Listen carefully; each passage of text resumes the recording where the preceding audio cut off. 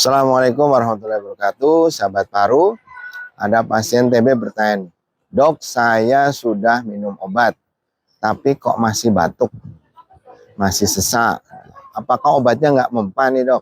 Nah, pertanyaan ini masih sering ya, dan ini wajar sekali ditanyakan.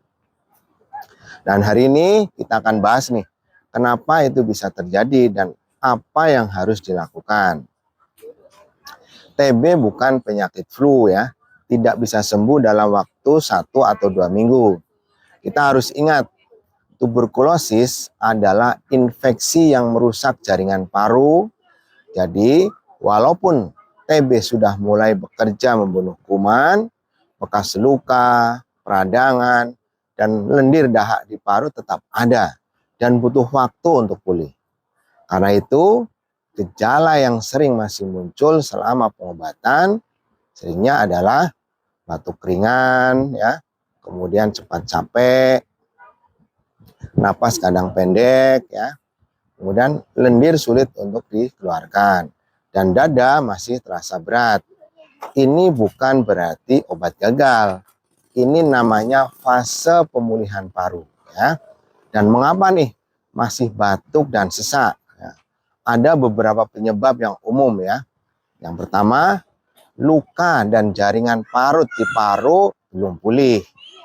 TB membuat rongga, peradangan, dan bekas luka.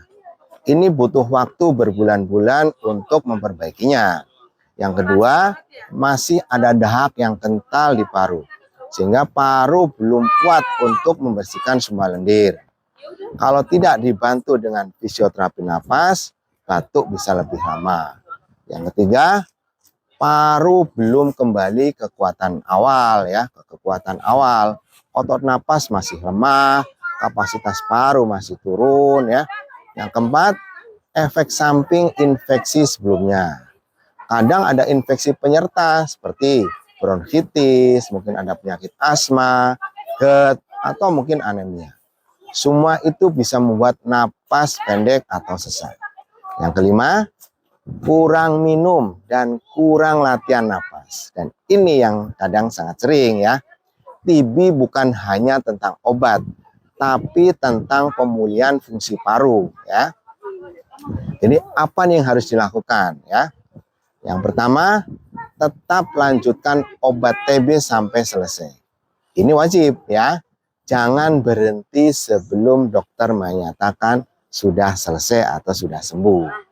Yang kedua, lakukan fisioterapi napas seperti latihan napas dalam, huffing, posisi drainase yang benar, tepuk-tepuk dada bila perlu. Ini membantu mengeluarkan dahak dan membuka jalan napas. Yang ketiga, minum air hangat yang cukup.